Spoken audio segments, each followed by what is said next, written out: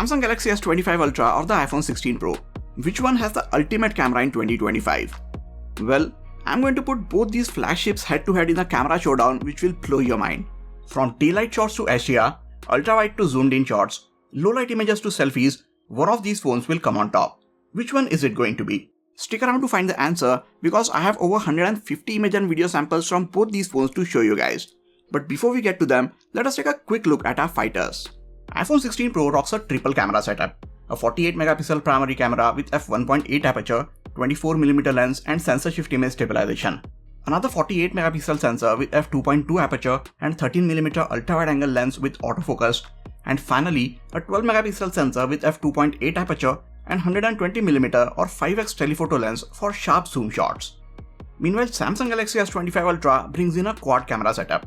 A monstrous 200 megapixel sensor with f1.7 aperture and 24mm lens, followed by a 50 megapixel sensor with f1.9 aperture upgraded for better macros and wide shots. And this phone gets two telephoto cameras.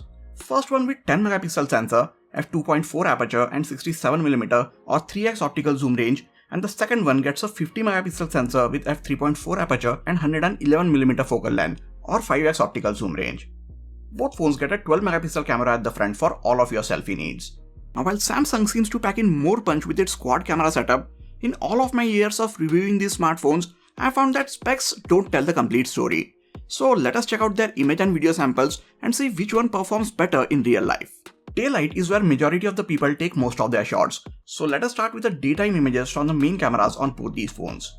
Now all of these images have been captured in auto mode and all I did was point both these phones at the scene and tap the shutter button. No filters or photographic styles are applied to these images and they are straight out of the camera completely unedited. In many cases, I would have got a bit better results if I had tapped on a particular part of the scene or lowered or increased the brightness levels a bit, but that is not how most people take their images. All they do is open the camera app, point the camera at the scene and click the shot, and that's what I did for all of these shots as well. Both phones have been doing an amazing job with the main cameras in these daytime situations. Samsung is capturing 12 megapixel bind shots with its 200 megapixel main sensor, whereas iPhone 16 Pro is capturing 24 megapixel bind shots with its 48 megapixel sensor. Most of these images look pretty much similar from both the phones, but ones from the iPhone 16 Pro seem to be slightly brighter. It also seems to be capturing slightly more information in the darker or shadowed parts than the S25 Ultra. If we zoom in on these shots, I was surprised to see more information in the images from the iPhone 16 Pro. With the 200 megapixel main sensor, I was expecting the S25 Ultra to retain slightly more information in its images. In most of the conditions, iPhone's images also appear to be the brighter one of the two. This seems to be the theme for almost all of the daytime shots on the main camera. At a first glance, shots from both the phones look the same, but when you look closer, you find more information in the darker parts of the shot from the iPhone 16 Pro, and most of the things in its images are slightly brighter. It also captures slightly warmer looking shots compared to the ones from the Samsung Galaxy S25 Ultra. If I'm being honest, both the shots look really good, and I'm going to let you decide which ones do you prefer here. Coming to the colors, I'm really surprised to see Samsung tone down its color science. Last time I used a Samsung flagship smartphone, it used to saturate the colors a lot and make them pop out. It has been many years since then, and they seem to have taken a much better approach and let the colors in these shots largely represent how the scene actually was. It just makes the entire scene look a bit cooler than it was. The chairs that you see in these images had a very nice peacock feather-like color, but the S25 Ultra just made them look blue. It was more like what you could see in the image from the iPhone. Not exactly like that, but its image is still closer to the actual color. iPhone's images have a slight warmer tone, which in some cases look good, but that is not always the case. It worked in its favor in this shot. You could actually feel the warmth of the sunlight hitting the wall and the bench in the iPhone's image, whereas S25 Ultra's image doesn't portray that warmth which was actually there when I was taking the shot. This is a shot of the wall behind our hotel's reception, and we again see the slight warmth in the iPhone's image. While this lobby and the reception area was well heated, but I could not see everything to be as warm in real life as the iPhone is trying to portray. Neither were the colors as cool as Samsung is showing here. They were somewhere in between both these shots. We see same things for most of the indoor shots, but in this case, the lights were in fact warm as you could see them in the iPhone shot. Overall, I would say both these phones have a particular style of shooting images. iPhone leans towards capturing slightly warmer looking colors, whereas the Galaxy S25 Ultra shifts its colors to the cooler side. Once you get used to their look, I think you start understanding that both these phones are doing good in their own way. You can look at these images and decide whose color you prefer and go with that. Both of these are top of the line phones from the respective brands and they act so when capturing HDR shots. We have been looking at their HDR capabilities in the images from the beginning, but here is how they perform in actual harsh lighting conditions. The sun is in the frame and both are not letting it blow out the blue sky, and while they are doing that, they are also bringing up a lot of details from the shadows. This was a view of our hotel room window with bright sunlight outside, and here is how both the phones manage the situation. S25 Ultra tried to bring up a lot of light from inside the room, and in that process, it made things appear a bit faded. iPhone 16 Pro on the other hand made everything look so balanced. Nothing is clipping, no areas are too dark, and the colors also look really good. This is again a tough condition for any smartphone's camera. But both the phones did not let the sun, which was just behind this building, blow up the entire sky. Again, there is some faded look in the shadows in the shot from the S25 Ultra, whereas the iPhone 16 Pro managed this whole situation really well. As I said, these are top of the line phones, so even if one is doing better than the other in tough conditions, images from other phones still look good and respectable. None of them are actually capturing outright bad shots. This shot is again of a bright window taken from within a dark room. There was no other light source inside this room other than the window, and while the S25 Ultra did manage the blue sky outside the window really well, I think we all can agree that iPhone 16 Pro's image looks much more balanced and a lot better overall. Again, I have not tapped on any parts of the viewfinder while clicking these images. I just pointed the cameras at the scene and took the shot, as majority of the people do when they use their smartphones. It took a lot of time and effort for taking these image and video samples, and behind every shot there was a lot of chaos because of how tough the conditions are in Ladakh. If you guys appreciate that, it will be really amazing if you could hit the like button, and while you are at it, please share this video with your friends and family. Now I'm going to compare 48 megapixel shots on the iPhone 16 Pro with the 200 megapixel ones from the Samsung Galaxy S25 Ultra. For the bin shots, we saw iPhone clearly capturing more details in its images. Will the S25 Ultra come back while shooting high resolution shots? Let's check out. We don't see any difference between these images in terms of details when we look at them from so far. To see which phone's high resolution sensor captures more information, we will have to zoom way in on both these images. And when we zoom in 800%, we clearly see the 200 megapixel shots on the S25 Ultra capturing a much sharper shot than the 48 megapixel shot from the iPhone 16 Pro. This should not even be a surprise. I mean, S25 Ultra has 4 times the resolution of the iPhone 16 Pro's main camera, so we knew that would be the case. But I'm surprised that if Samsung is capturing all of this information, how are they not able to translate it into its 12 megapixel bin shots? Why are those shots so much softer and left without all of this information? You should switch to the high resolution mode on both these phones when you know that you will be zooming in on a particular part of your shot later on, and you don't want to go through the hassle of framing the shot perfectly when you're shooting it. For any other circumstances, it is best to stick to the default shooting mode or resolution on both these phones. They capture a lot of information in those shots as well, and the bin shots are also much more manageable in terms of file sizes. Whereas the high resolution shots from both of them take 4 to 5 times more storage space than the bin ones. So if you take most of your images in that resolution, your phone's internal storage will be filled up in no time. This would be an even bigger worry on the iPhone 16 Pro since its base variant comes with just 128 GB of internal storage. So when it comes to shooting high resolution shots, S25 Ultra has the advantage. Now we come to the close-up shots. Both these phones tend to switch to the macro mode when you try to take close-up shots. So if you want to take good close-up shots with your main camera, make sure to turn off the auto macro mode on both of them. Both the phones have similar minimum focusing distance, and they are quick at setting the focus for these close-up shots. S25 Ultra sometimes takes a bit of time to set the focus if the objects are very complex, like in the case of this shot. It just didn't want to set the focus on one of these horses. I tried 2 or 3 times, but then I had to tap on the closest horse to make it set the focus. This is the only case where I used the tap to focus feature on either of these phones in the entire video. S25 Ultra has a bigger sensor, so we see much more bokeh in the background of its close-up shots compared to the iPhone 16 Pro. Before we go ahead, let us take a moment to appreciate this shot. It is one of my favorite shots from the entire video.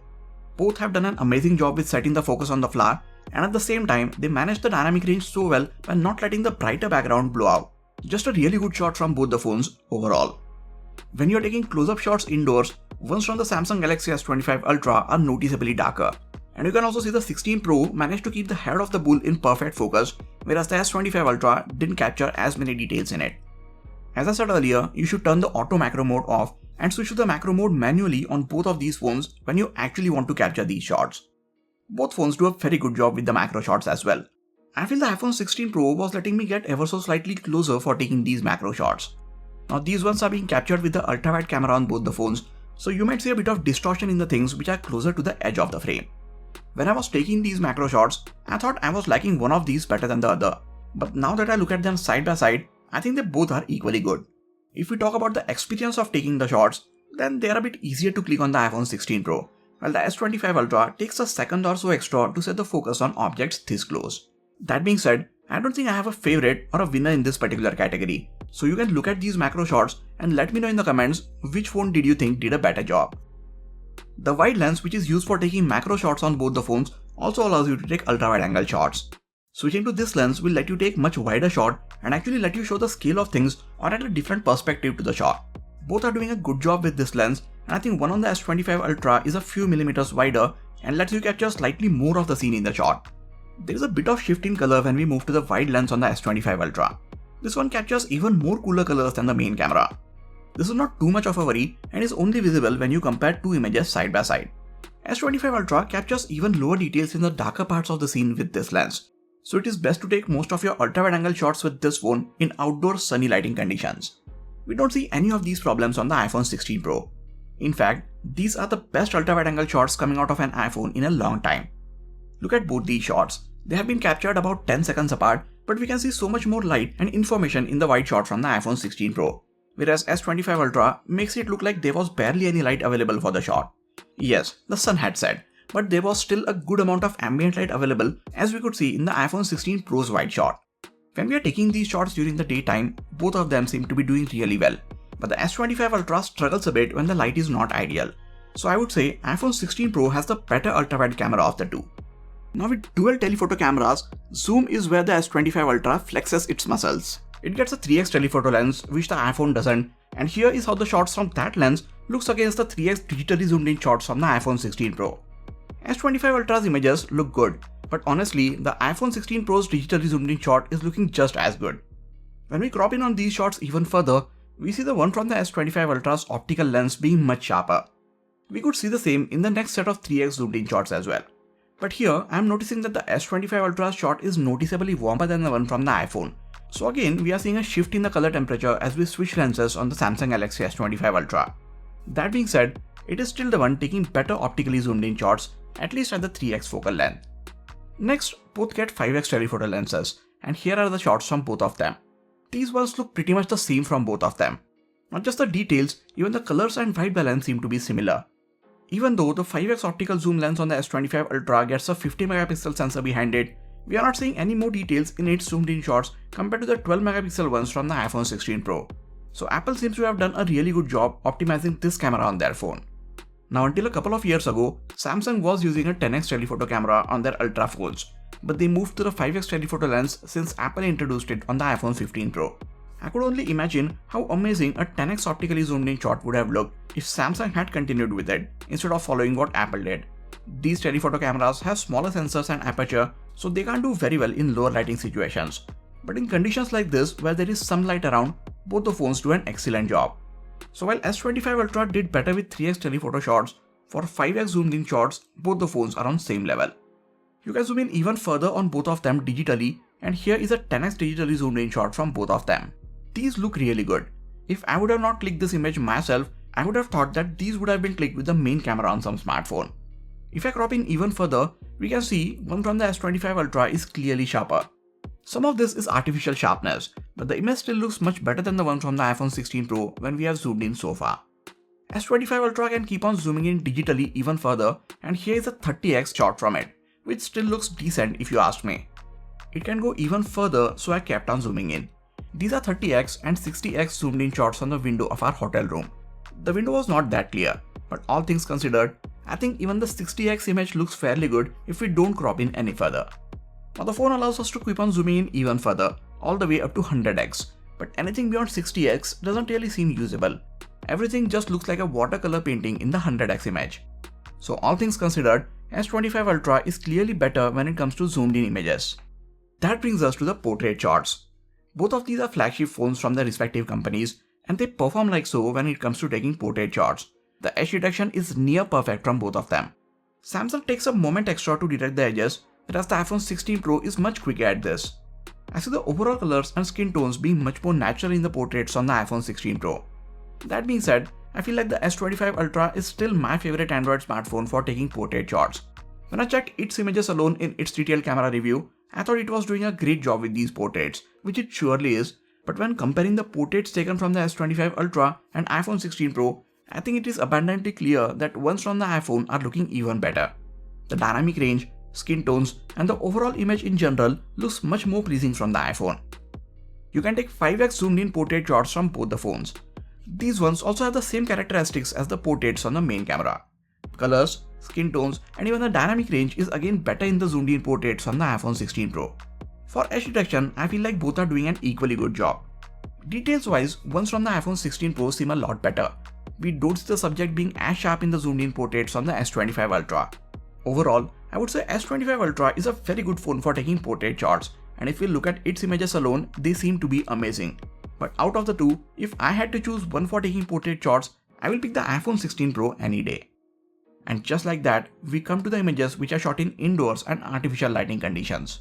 Now technically, Samsung has a 200 megapixel sensor, so it should be taking better images than the iPhone 16 Pro. But as the light gets lower, a phone's sensor needs to gather more light to have more details in its images. But since Samsung is cramping in 200 megapixels on a tiny smartphone sensor, each individual pixel is much smaller, so it gathers less light. iPhone 16 Pro on the other hand is able to gather a lot more light in its 48 megapixel sensor. Hence, its images are slightly brighter and it also shows a lot more details in these artificially lit conditions.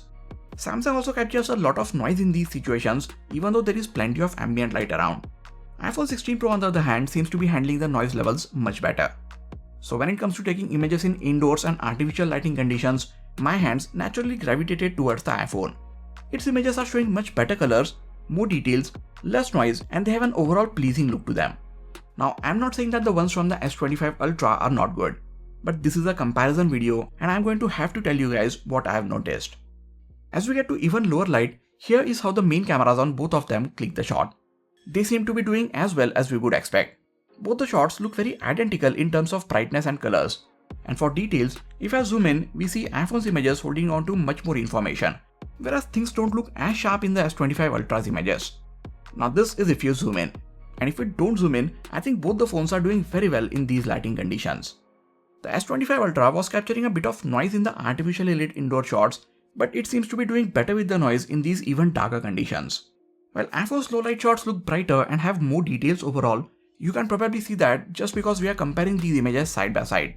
And if you only look at the images from the S25 Ultra, they look really good on their own. I'll let both the phones decide when they need to turn on the night mode, and both of them switch to the night mode from this shot onwards. I found this to be interesting because I thought there was plenty of light in this scene, but both phones decided to use the night mode here. With the night mode turned on, iPhone is capturing even cleaner looking shots.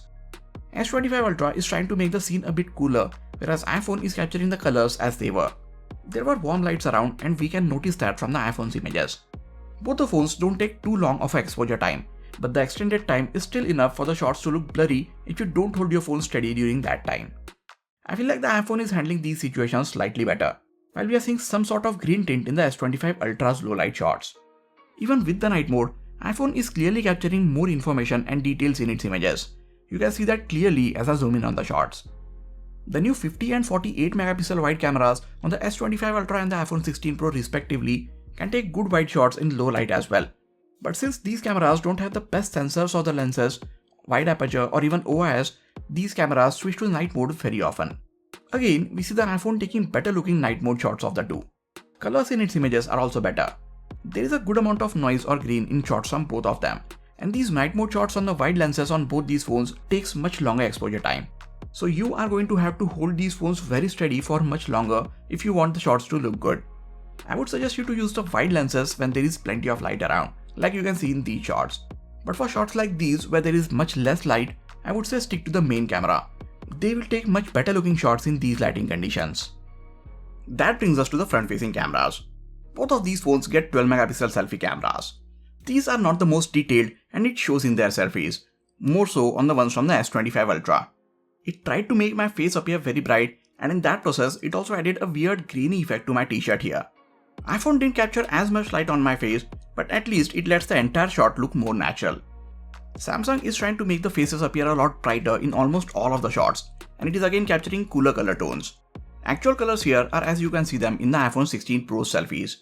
Again, in the process of making the face appear brighter, Samsung is blowing out the background in these selfies. Now these selfies are not bad, but I just think that both of them need to capture slightly more details in the face, and Samsung really needs to tone down the extra bit of processing that it has going on for the face. Everything I said for the normal selfies till now stays the same for portrait selfies as well, but the faces appear slightly more detailed in these ones, or maybe I feel that way because everything else in the frame is blurred out. I feel both can use slight refinements with software updates when it comes to edge detection. They are not missing out on anything specific, but I feel all phones can use a bit of more help when it comes to detecting some strands of hair here and there. Selfies from the S25 Ultra don't look bad, and I feel most of the people actually prefer their faces to appear slightly brighter in the selfies, so in that sense it is doing a very good job. But if you like natural looking skin tones and colors in your selfies, you should go with the iPhone 16 Pro. Here's a video from the front facing camera of the S25 Ultra and the iPhone 16 Pro. It is really bright outside, so you guys see how both these phones handle the overall colors of the scene, exposure and stabilization when I'm walking around with them. The audio that you are hearing is also being captured internally on both these phones, and I will be switching between the audio from both so you guys know which one handles the audio better. Both these phones can also shoot portrait mode videos or cinematic mode videos as it is called on the iPhone 16 Pro. And I think key to making these videos look good is to shoot them at a higher aperture value. Right now I am shooting at depth 4 on the Samsung Galaxy S25 Ultra and S7.1 on the iPhone 16 Pro. I think that is giving the videos pretty good depth of field, and the edge detection also seems pretty accurate. I'm sure video is huge for many people who are considering getting these smartphones for their cameras. Whether they are shooting casual videos, vlogging with it, or plan on going complete Nolan with your smartphone, this part is going to be very important for you. Both phones can shoot 4K videos at 120 FPS, but the S25 Ultra goes a step further and lets you shoot 8K 30 FPS videos as well. I'm not sure how useful these videos will be, as I know most of you might not even have an 8K display to view them on. I know I don't, so I just stick to shooting 4K videos from the S25 Ultra as well.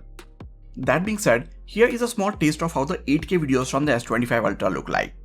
I've actually had a great time shooting these videos with this phone. I think because I was in a very cold environment, the phone did not heat up even after shooting 8K videos for 5 to 7 minutes, and I could barely see the phone's performance dropping. It did drop a few frames here and there, but it did not just stop recording or start stuttering like I've seen with many of the other Android smartphones. This is the smoothest 8K video shooting experience that I have had on a smartphone till date. While shooting 4K 60fps videos with the rear cameras, these phones let you switch between all of them. So you can start your 4K 60fps video recording with the ultra-wide angle lens, then zoom in or switch to the main 1x lens, or even switch to the 3x lens on the S25 Ultra and 5x lens on both these phones. When you're walking with these smartphones, iPhone's video stabilization is unreal. But this time, Samsung also seems to have updates came. Colors, contrast, white balance and details, everything is slightly better in the iPhone 16 Pro's videos, but Samsung doesn't seem to be too far behind this time.